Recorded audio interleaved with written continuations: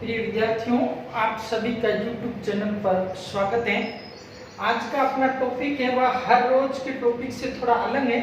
अपन ने कई सारे वीडियो बना दिए। इसके बाद में आज अपन टॉपिक है आप सकारात्मकता के साथ कैसे पढ़ाई करोगे। आप नकारात्मकता आपके अंदर आ गई, नेगेटिविटी, उसको आप किस प्रकार से दूर करोगे। ये आप नकारात्मकता से सकारात्मकता की तरफ, नकारात्मकता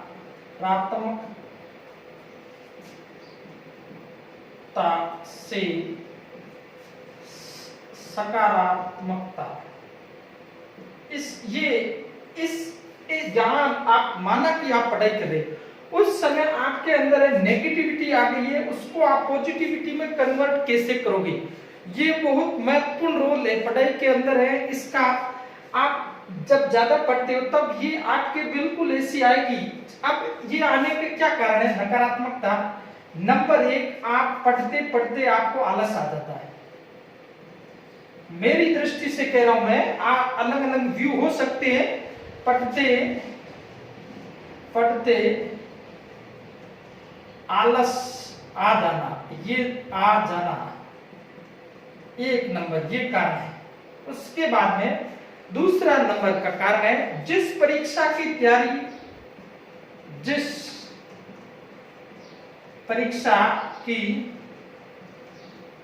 तैयारी कर रहे हो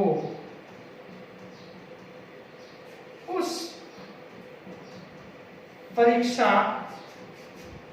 की दिनांक तारीख तय न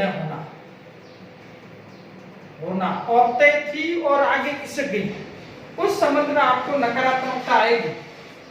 तीसरे, आपके मित्र मंडली में से यह कहना कि इस समय इतने लोग तैयारी कर रहे हैं, अपना नंबर कहां आने वाला है, ये नेगेटिविटी का पॉइंट है। अब इस प्रकार आप में क्या आएगी नकारात्मकता। पढ़ते पढ़ते आलस आ जाना आपकी नकारात्मकता का। अब इसको आप सकारात्मकता से में कैसे कन्वर्ट करोगे। तो इसको सकारात्मकता से कन्वर्ट करने के लिए आपको सबसे महत्वपूर्ण है अपने आप को उस समय तैयार करना।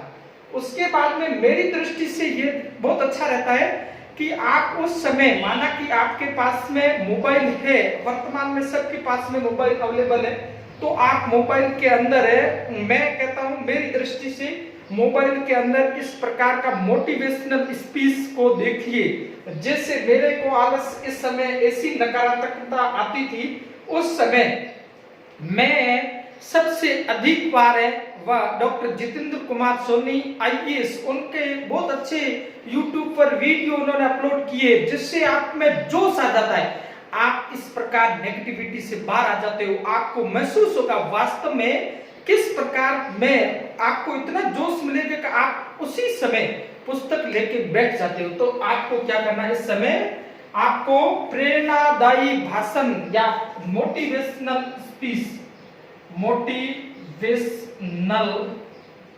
स्पीच इनको आपको देखना है। ये आपको सकारात्मकता आपके पढ़ते पढ़ते आलस को दूर करने की, यहाँ पर आपके महत्वपूर्ण दवाई क्या है, मोटिवेशनल स्पीच बहुत महत्वपूर्ण भूमिका निभाएगी, आपको ये ध्यान रखना।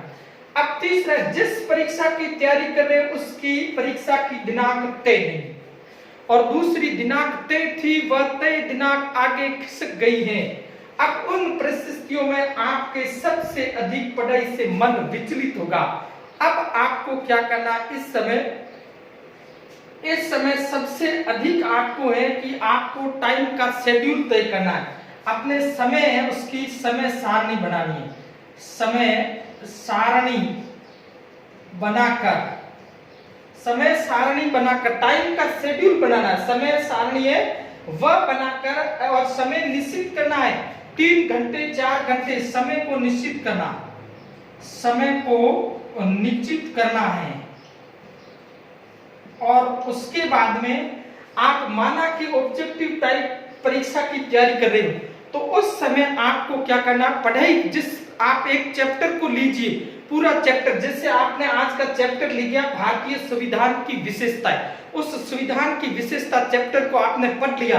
अब उसके बाद में आप उस चैप्टर को ऑब्जेक्टिव टाइप पेपर है या ऑब्जेक्टिव टाइप बुक है उसमें से मिलाइए, और वहां पर आपको अगर अच्छे प्रश्न आपको 100 में से 70, 100 में से 60 सही हो गए तो आपको यहाँ पर है, इससे आपको क्या होगी, इससे आपको है वह, इससे आप बाहर निकल जाओगे, इससे आपको है वह इस प्रकार के नेगेटिविटी से आप पॉजिटिविटी में कन्वर्ट हो जाओगे। तो ये दूसरा 2 नंबर पॉइंट है, सबसे नकारात्मकता से सकारात्मकता में कन्वर्ट करने का। अब तीसरी नकारात्मकता है वह आपका मित्र है, आपका पड़ोसी है, आपके घर वाले पड़ोसी, आपके पड़ोसी कहते हैं वर्तमान इस समय इस कंपटीशन के दौर में कहां नंबर आने वाला, इतनी बड़ी भीड़ है, इसमें आपका नंबर आने की संभावना बहुत कम है। इस प्रकार की वो आपको ऐसे कहेंगे। आपको इस प्रकार की नेगेटिविटी से पॉजिटिविटी में कन्वर्ट होने के लिए अपने आप को तैयार करना है, अपने आप को ऐसा महसूस करना है कि मैं ऐसा कर सकता हूं, मैं इस प्रकार का कर, मैं आपको कई आगे आपको बहुत अच्छी इसके बारे में बताऊंगा, कितनी परीक्षाओं में असफल होने के बाद में सफलता मिलती है, वो असफलता ही सफलता की कुंजी है, ये आपको ऐसा आपको मालूम होना चाहिए। तो इस प्रकार है, ये आपके मित्र मंडली में से कोई मित्र आपका आएगा, आप बुक पढ़ रहे हो, माना कि आप एम लक्ष्मीकांत की बड़ी बुक लेके बैठे हो, राज्य व्यवस्था के बारे में पढ़ते हो, और आपके पास में आके कहा इतनी बड़ी बुक पढ़ रहे हो, इतनी बड़ी भीड़ है, कहां नंबर आने वाला है, आप में आलस आ जाएगा, आप में नेगेटिविटी आ जाएगी, आप देखो कि कैसे नंबर आएगा। और उस समय अगर आप उस नेगेटिविटी में कन्वर्ट हो गए, आपका लक्ष्य है वह बिल्कुल उससे आप विचलित हो जाओगे। आप मन के अंदर मनन कीजिए, मन के अंदर तय कीजिए मेरा लक्ष्य क्या है, और उसके बाद में आप किताब में लग जाइए, आपकी ये नेगेटिविटी पॉजिटिविटी में कन्वर्ट हो जाएगी।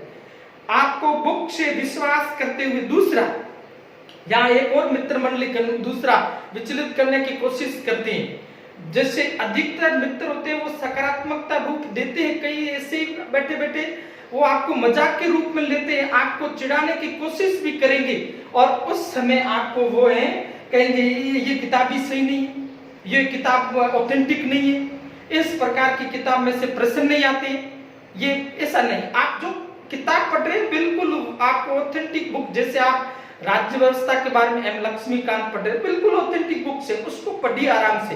तो ये आपको इस समय आपको किस प्रकार से, और सबसे अधिक यहाँ पर रोल रहेगा वह ये रोल रहता है कि आपको हमेशा हमेशा, मैं तो ये कहता हूं मोटिवेशनल स्पीच जितने भी आपको किस प्रकार से आप कई प्रकार के, शेख अंसार अहमद का है, गोविंद जायसवाल का है, ये जितने बड़े बड़े आईएएस हैं जो भी हैं उनके स्पीच आप देखो तो आपको इसमें अब अपन है आपको आप 10वीं के बाद में कौन सा सब्जेक्ट चूज करना है, और 12वीं के बाद में आपको कौन सी आपके आप छोटी अवस्था में आप नौकरी लगना चाहते हो तो उस समय क्या स्कोप है जो वो आपको थोड़ा अपन देख लेते हैं। तो कई विद्यार्थी ऐसे होते हैं जैसे उनके 12वीं हो जाती है तो वो क्या करते हैं उनको नौकरी लगने, 12वीं तक तो कोई मालूम नहीं होता है कि नौकरी क्या, इतनी सीरियस नहीं होते 12वीं के बाद में।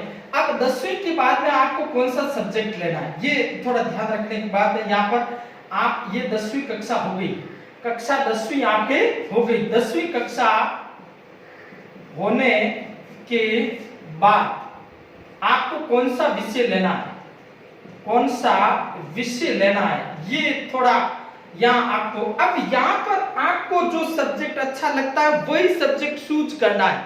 यहाँ ऐसा नहीं है कि मेरा मित्र है वह पीसीएम ले रहा है और मैं भी क्या ले लूंगा, पीसीएम ले लूंगा, फिजिक्स केमिस्ट्री मैथमेटिक्स ले लूंगा, बिल्कुल गलत है। मेरा मित्र वह पीसीबी ले रहा है तो मैं भी पीसीबी ले लूंगा। ये बिल्कुल गलत, बिल्कुल नहीं, ऐसा नहीं करना।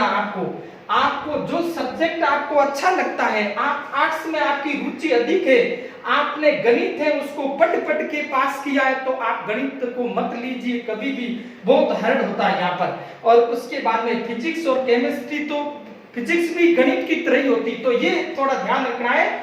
आपने माना कि इस समय आपका मित्र है वह गणित में बहुत होशियार है, और आप गणित में आपने क्या किया है, आपने गणित को पढ़ा है, आपने गणित को समझा नहीं है, और आपके गणित में माना कि उदाहरण देख के वैसे प्रश्न आ गए, परीक्षा में आपके अच्छे नंबर आ गए, और आपने क्या ले लिया, पीसीएम ले लिया, तो आपका हालत बहुत खराब होगा। ये बिल्कुल सत्य बात है, ध्यान रखना ये बिल्कुल।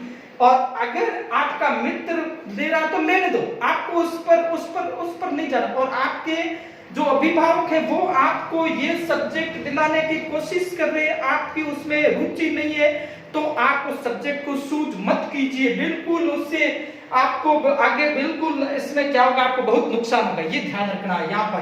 अब ये इतना ध्यान रखना है। और ये आपके पीसी मतलब आपके क्या हो गया, विज्ञान सेक्शन का हो गया। यहाँ पर ज्यादातर विद्यार्थी या तो क्लास सेक्शन लेते हैं या विज्ञान सेक्शन को चूज करते हैं, तो ये बिल्कुल आपको या आपकी जिस सब्जेक्ट में रुचि है उसका बहुत ध्यान रखना है। ये 10वीं के बाद विषय के चयन के समय में ये ध्यान रखना है, आपके अभिभावकों को थोपा हुआ, दूसरा आपका मित्र ऐसा कर रहा है तो मैं भी ऐसा कर लूं, 2 पॉइंटों का बिल्कुल ध्यान रखना इस समय, ये ध्यान रखना।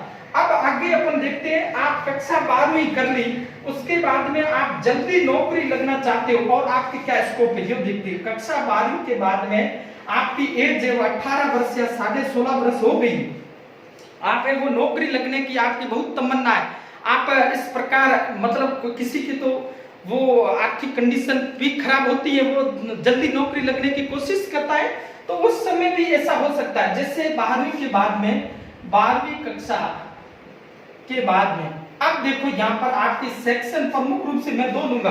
कॉमर्स का इतना स्कोप से वह 12वीं के बाद में इस कला के जितना ही है, तो अपन क्या कर देते 3 यहाँ ले लेते हैं।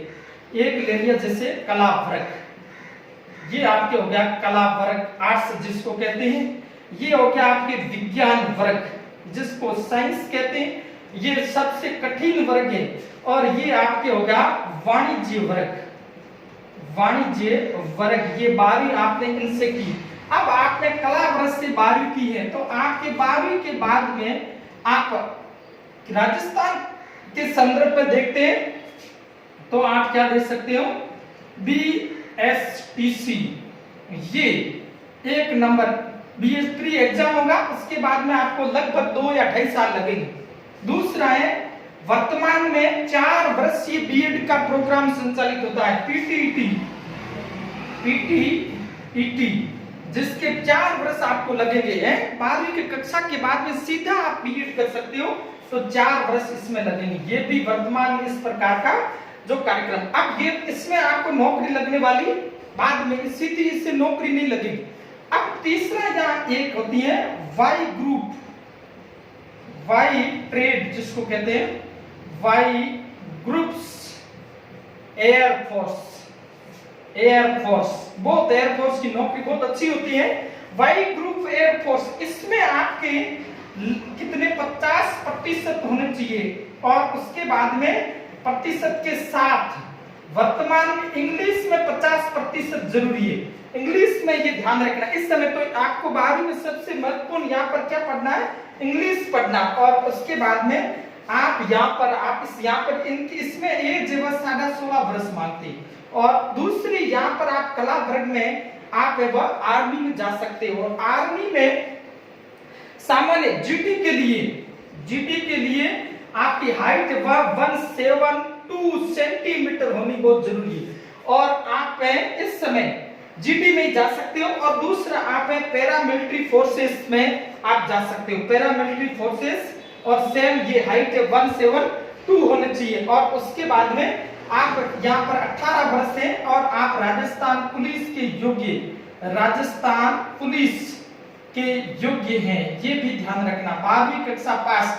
और दूसरा यहाँ पर स्कोप है, आप रेलवे के ग्रुप डी के अंदर कई प्रकार की जो भर्ती आती है उसमें आप एलिजिबल है, ये ध्यान रखना। अब आपके यहाँ पर है साइंस, अब आप साइंस के बाद में ये तो पूरा आप साइंस में कर सकते हो। दूसरा, अब साइंस वर्ग में एक आता है पीसीबी, एक आता है पीसीएम, फिजिक्स केमिस्ट्री मैथ।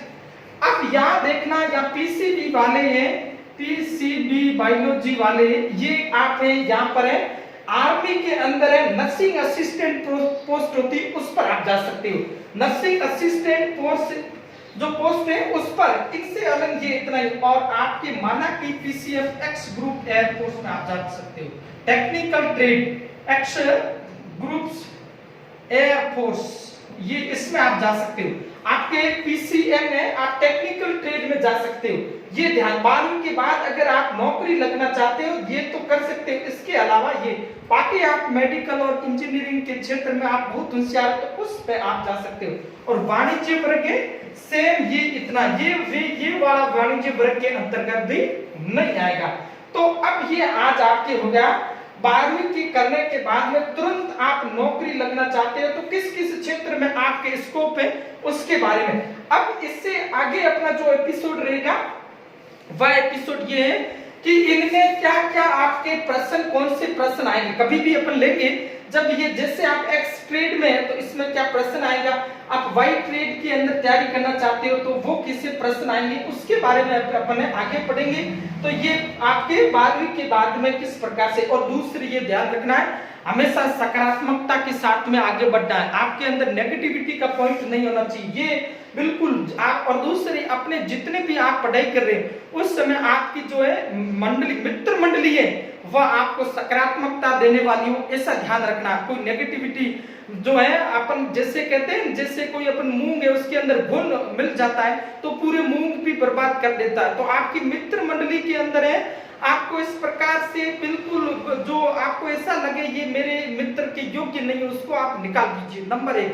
दूसरा, आपको विश्वास रखना है, जिस प्रकार से किसान अपनी खेती करता है और उस किसान के पास में कुआं नहीं है, बरसात होती है और वह अपनी खेती कर देता है और इस आशा के साथ में वह खेती करता है, उसको पूर्ण विश्वास है कि 4 महीने या 3 महीने के बाद में मेरी फसल पककर तैयार होगी और मेरे को फसल मिलेगी। वही सेम प्रोसेस है यहाँ पर, आपको ये बिल्कुल है, आपको सकारात्मकता रखनी है। और आप जिस भी परीक्षा का फॉर्म भर रहे हैं उसके बाद में आपको लगना है कि 5 महीने के बाद में परीक्षा होने वाली है और उस परीक्षा में मैं 100% सफल होऊंगा, तभी आप सफल होंगे। तो ये थोड़ा इतना आपको ध्यान रखना है। इसके बाद में अपन दूसरा चैप्टर है वह कभी मोटिवेशनल का आगे लेंगे और कल से वापस अपने दूसरा जीके वाला और वो शुरू कर देंगे। अपन साथ साथ में रीजनिंग भी करने की कोशिश करेंगे, क्योंकि एयरफोर्स में वाई ट्रेड में रीजनिंग के आने की संभावना अधिक है। रेलवे के अंदर जो डी ग्रुप में एसएससी जो है,